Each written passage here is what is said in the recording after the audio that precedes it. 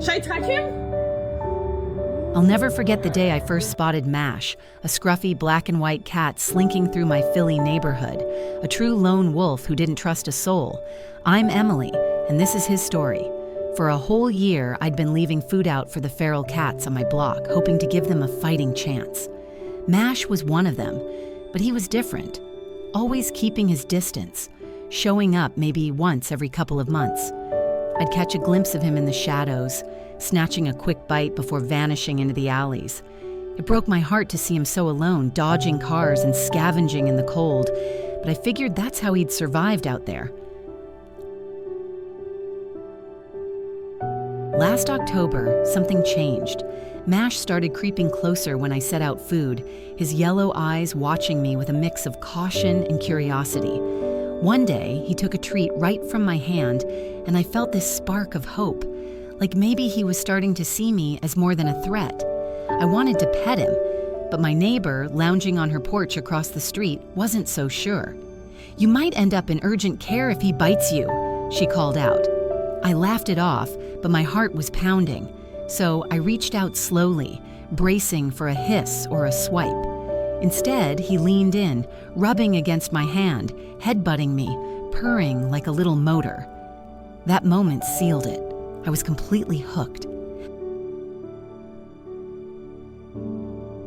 I had no clue where Mash came from.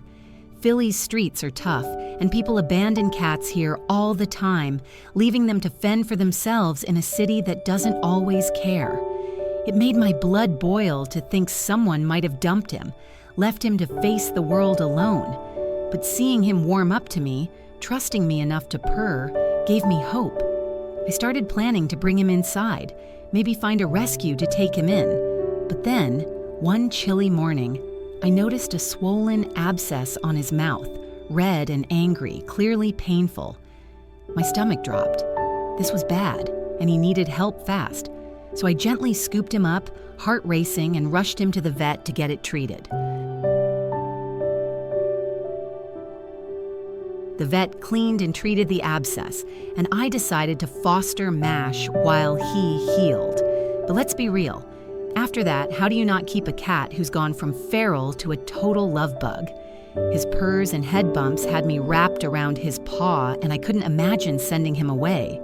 So, Mash moved in for good.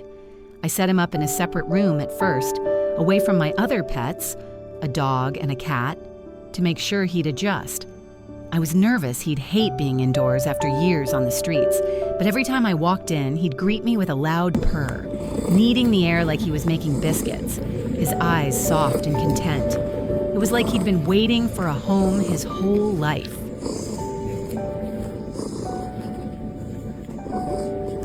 I worried about how he'd get along with my other animals, especially my cat, who can be picky about new faces. But when I started introducing them, it was like they'd known each other forever. They'd chase each other around the house, tumbling over furniture and batting at toys like a couple of kittens. Mash fit right in, like he'd always been part of the family. I've got a fenced-in back porch where I let my cat hang out under supervision, and I tried letting Mash out there too, leaving the door open to see what he'd do. He'd poke his head out, sniff the city air, and then dart back inside, like, "Nope, I'm good." It cracked me up every time. My dog's always in and out for walks, but Mash, he's made it crystal clear he's retired from street life for good. Looking back, I think about how Mash must have felt out there, all alone, dodging traffic and scrounging for scraps in the Philly cold. It tightens my chest just imagining it. The hunger, the fear, the loneliness. But seeing him now, sprawled on my couch, purring like a freight train, makes it all worth it. He's not the same cat I saw skulking in the alleys, wary of every sound. That lone wolf found his pack, and I think he knew he was safe the moment he let me pet him. But sometimes, when he's napping and twitches like he's dreaming of those hard days, I wonder what scars he carries from his past. So I'll sit with him, scratching his favorite spot behind his ears, whispering that he's home for good. Mash's transformation still blows my mind. He went from a ghost who barely let me near him to a cat who demands head scratches and flops over for belly rubs like he's auditioning for a cuddle contest. I'd watch him wrestle with my cat, racing up and down the stairs, batting at toys with this goofy energy, and feel this warmth in my heart. He didn't just survive those streets, he chose to trust again, to love again, despite whatever he'd been through.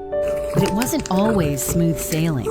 Those first few nights, he'd hide under the bed, and I'd lie awake worrying he'd never feel safe. So I'd sit on the floor, talking softly, coaxing him out with treats until he crept forward, purring and bumping his head against my hand, like he was saying, "Okay, I'm in."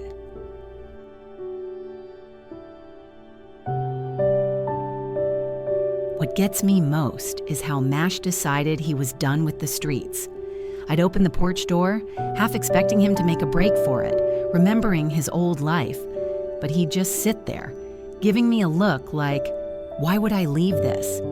It's like he knew he'd found his forever home, a place where he could finally let his guard down.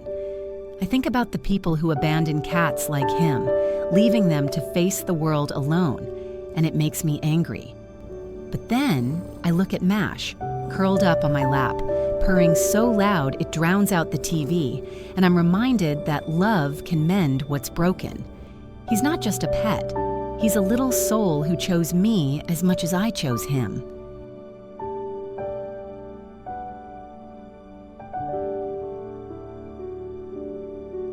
Every day with Mash feels like a small victory, whether he's napping in a sunbeam, batting at a toy with my cat, or sprawling across my lap like he owns the place.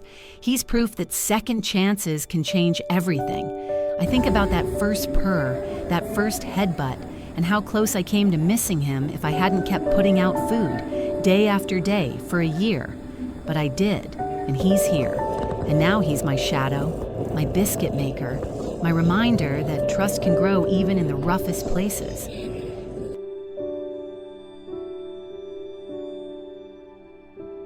Sometimes I'll catch Mash staring out a window, his eyes fixed on something far away, and I wonder if he's thinking about the streets. It makes me pull him close, promising he'll never have to go back to that life. But then he'll turn, give me a slow blink, and start purring, like he's telling me he's exactly where he wants to be. That's when I know we saved each other. He gave me a chance to see what love can do, to see how even the most guarded heart can open up. And I gave him a home where he could shine, where he could be the cat he was always meant to be.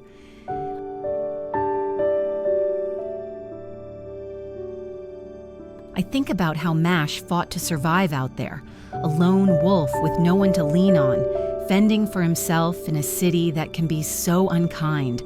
It makes me proud to see him now, so full of life and love, sprawled out on my couch like he's king of the house.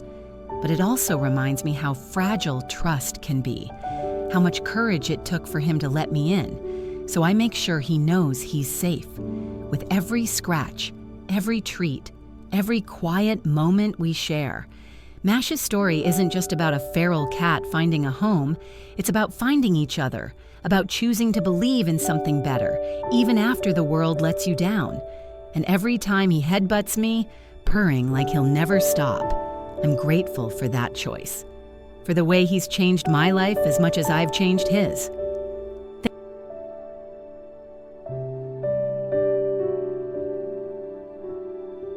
Thank you for watching. If you like the story, feel free to comment, like, and subscribe. See you in the next video.